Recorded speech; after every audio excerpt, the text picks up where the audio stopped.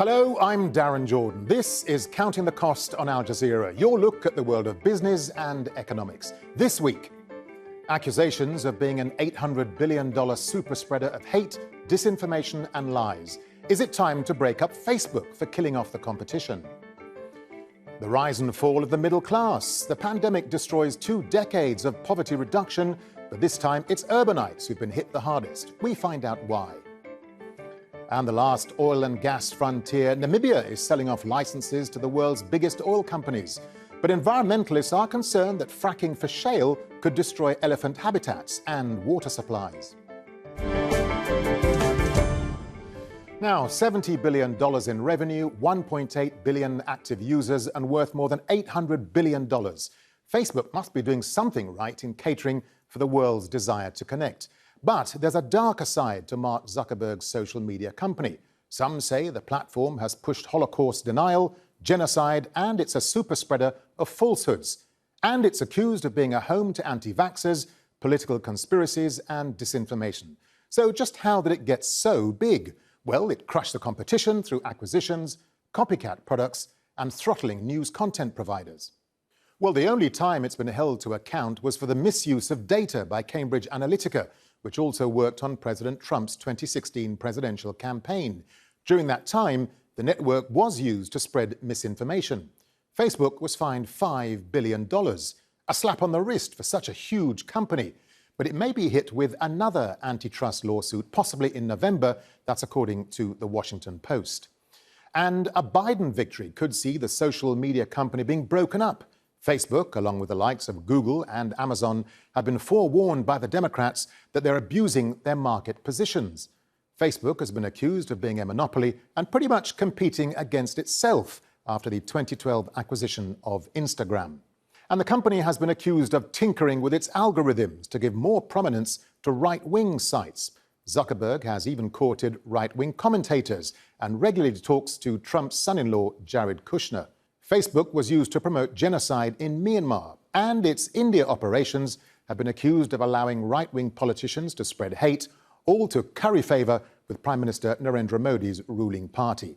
And let's not forget the site was used to broadcast live the murder of scores of Muslim worshippers in 2 New Zealand mosques.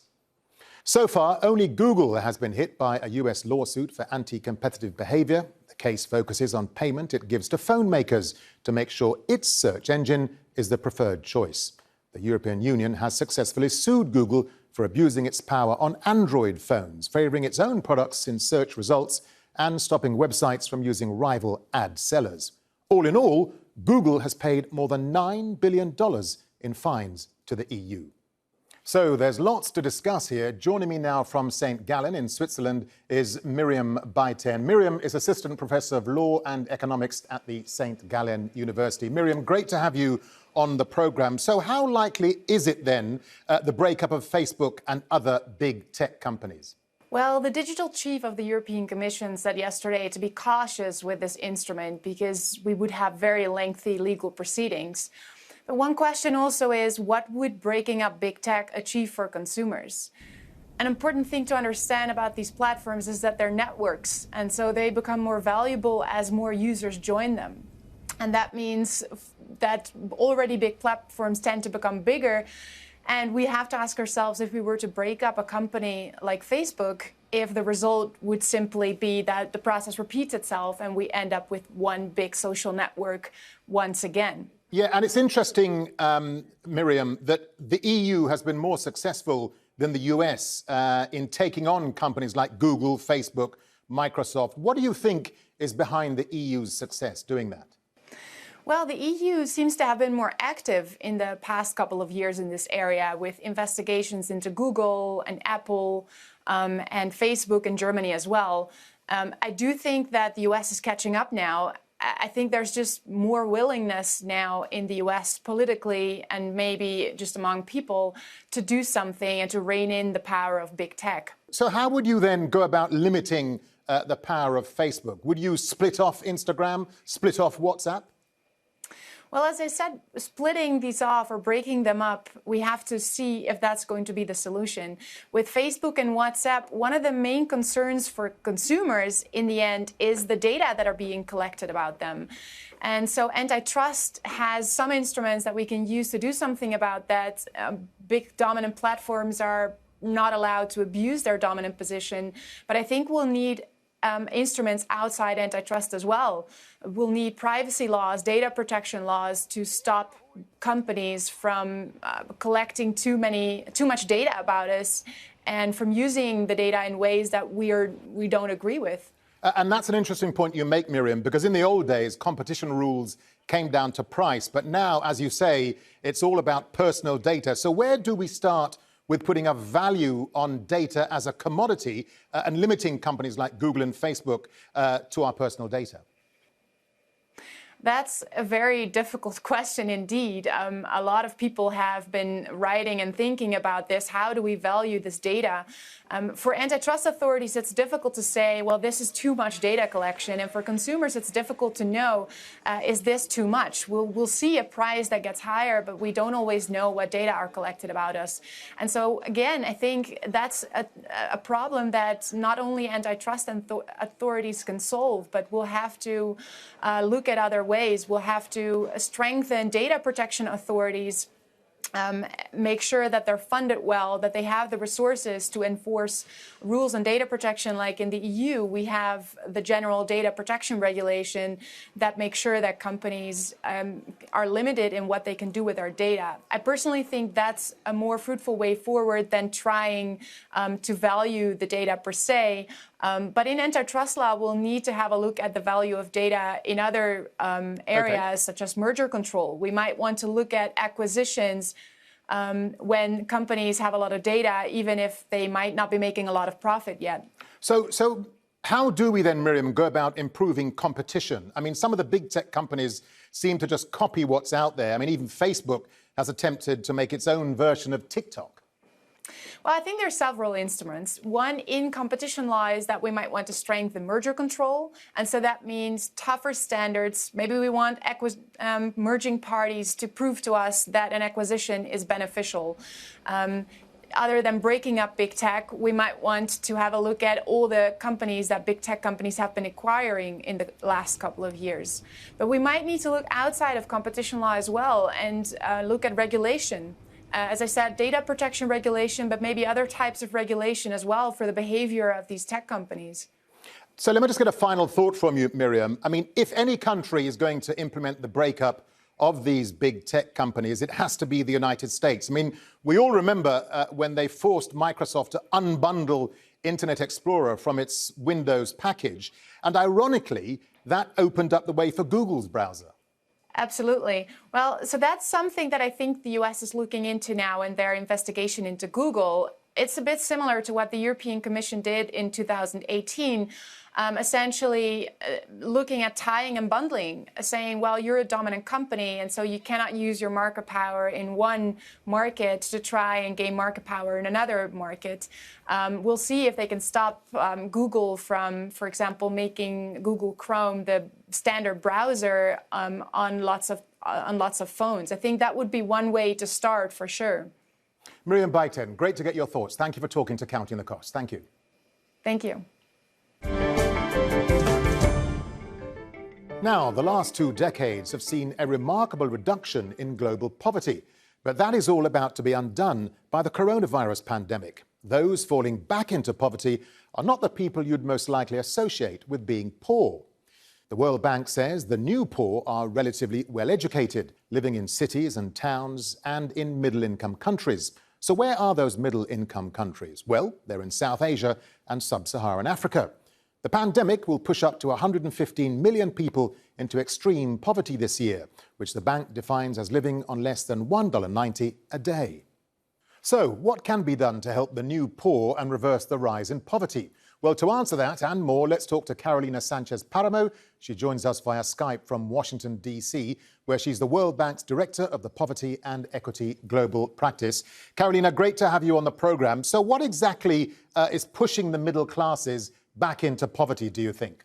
what the emerging evidence about the impacts of COVID-19 and the associated economic crisis on households tells us is that these impacts are significant, they're felt broadly, and they're materializing very fast. Our projections suggest that COVID-19 will push between 88 and 115 million people into extreme poverty this year, and that number could go up to 150 million in 2021. And these new poor mostly will reside in middle-income countries and look a little bit different from the existing poor, meaning those that were poor before the COVID crisis, in the sense that they are relatively more urban, they are relatively more educated, they tend to work in the informal service and construction sector. They are not, however, coming from the middle class, and instead we see these groups, the groups that are being most affected, what we call the economically insecure and sometimes the aspiring middle classes in some of these middle-income countries. So what's in a way driving this, as you were asking? It's really a combination of two things. Very significant declines in labor incomes due to job losses and wage cuts across the board in many countries. And second, a reduction in non-labor income, particularly remittances from domestic and international migrants. Carolina, let me jump in there and ask you, was lockdown the right thing to do then for these low and middle income countries? I think when we think about this, we need to remember that decisions were being made at a time where very little was known about the virus, and governments had to take policy actions and make policy choices under considerable uncertainty. And even though we do know more now about the short-term impacts of COVID-19 and the crisis, there's still a lot that we don't know about the potential long-term impacts or the nature and shape of the recovery. So in that context, our focus has been in supporting governments' efforts as they try to, on the one hand, protect lives, and on the other hand, to support livelihoods, protect those livelihoods. So let me jump in here, Carolina. I mean, do you think then there was an alternative to the lockdown? I mean, was there any way to have kept these economies going? Frankly, I think, as I said, it is very hard to tell. I think in hindsight, we can all have hypothesize about, things that could have been done differently.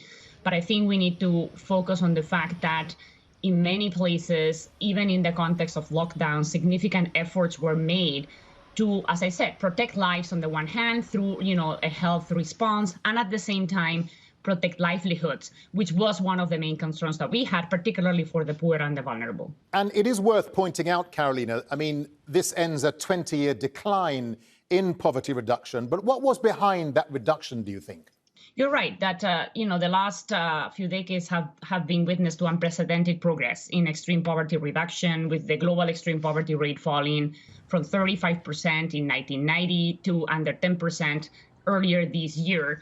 And even though the experience of countries, is different, I think there are three factors that we can really point to in understanding this very positive trend that we saw. First, economic growth, fueled to a large extent by an increase in international trade, was critical to generate new economic opportunities.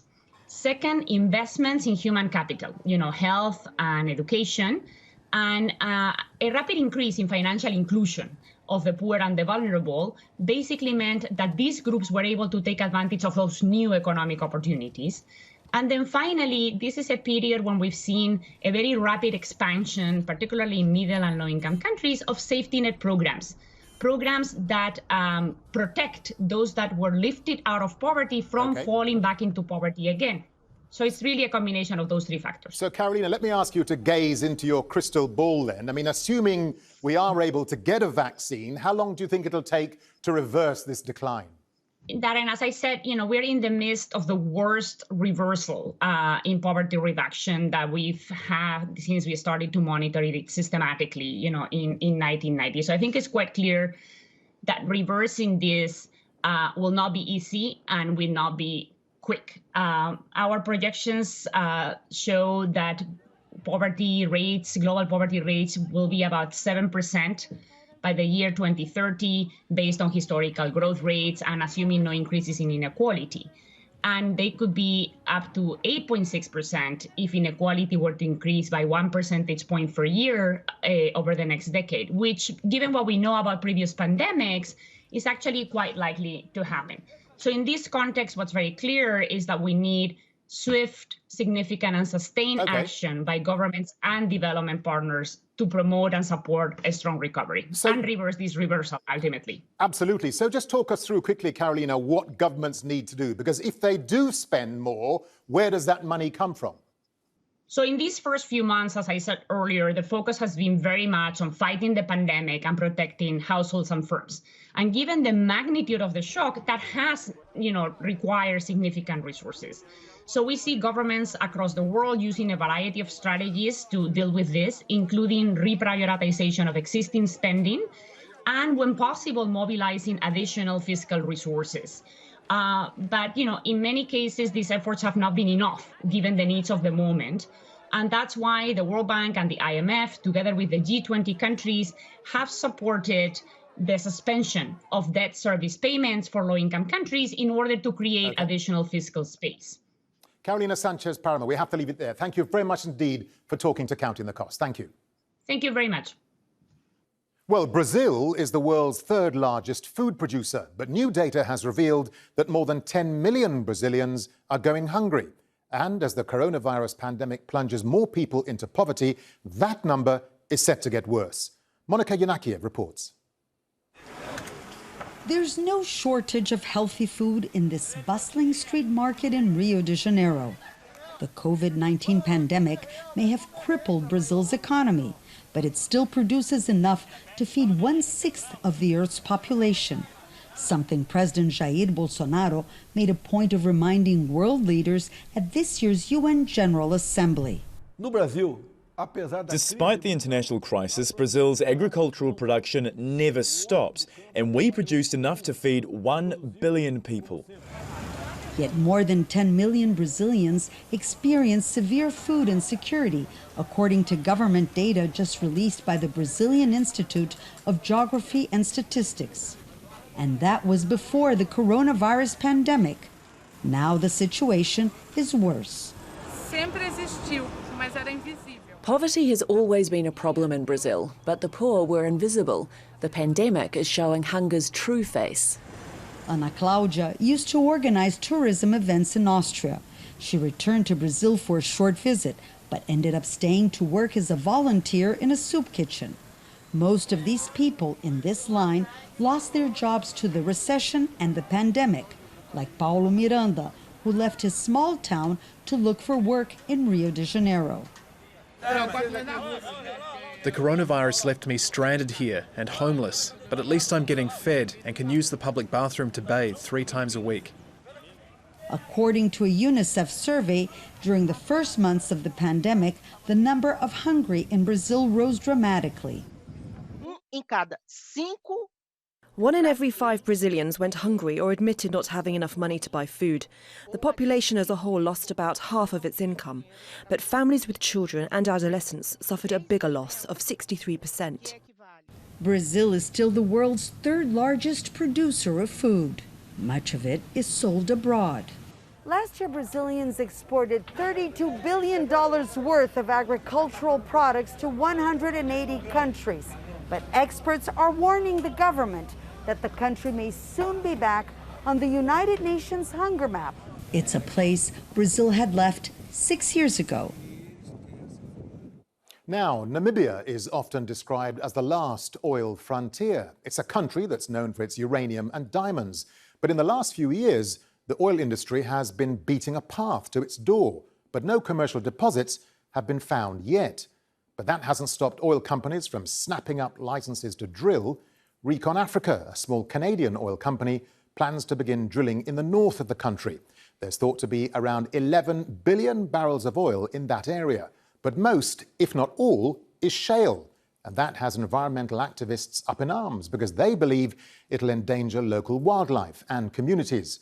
Recon Africa is drilling in Namibia's Kavango Basin, where the country has the largest elephant population. It also supplies water into neighbouring Botswana's Okavango Delta. So let's talk to Scott Evans. He's the Chief Executive Officer of Recon Africa and joins us via Skype from Dallas. Scott, welcome to the programme. Let me ask you first, with all the meticulous work that goes into the search for oil, how much oil and gas is there offshore and onshore in Namibia? Well, first, thanks, Darren, for having me on the show. We're really focused on the onshore, so I can answer the question for the area we're working, which is the Kavango Basin. So this is a brand new sedimentary basin recently discovered, 8.75 million acres northeast Namibia and northwest Botswana in the Kalahari Desert. We see over, according to third-party experts, 100 billion barrels that's been generated. Now that won't all be recovered, but we see it to be potentially of the large to giant petroleum oil field sizes. So a significant resource. And Scott, how does that then compare to neighboring countries and the rest of Africa? Well, I think that it would, again, we're in the exploration phase, so there's uncertainty here. But I think it would be comparable to some of the fields of scale, say, in Angola next door. So we, again, we're looking at a field size distribution at this point, but we, again, think it's significant. And of course, if you do manage to get to the oil, this could be a huge boost to the Namibian economy, which is currently worth around $15 billion. And with a population, I think, of around 2 million people, this could change lives, couldn't it? Well, yeah, it really could. Namibia uses approximately, let's say, 26,000 barrels a day right now. Success for us would allow Namibia to become an exporter of oil and achieve, probably more importantly, power independence. Oil and gas can not only generate income for this industry in itself, it spawns a lot of other industries with the generation of power. And just tell us briefly, Scott, a little bit more about this patch in Namibia where you plan to do your drilling for oil. Sure. So again, northeast corner of Namibia, northwest Botswana, we're all within the Kalahari Desert.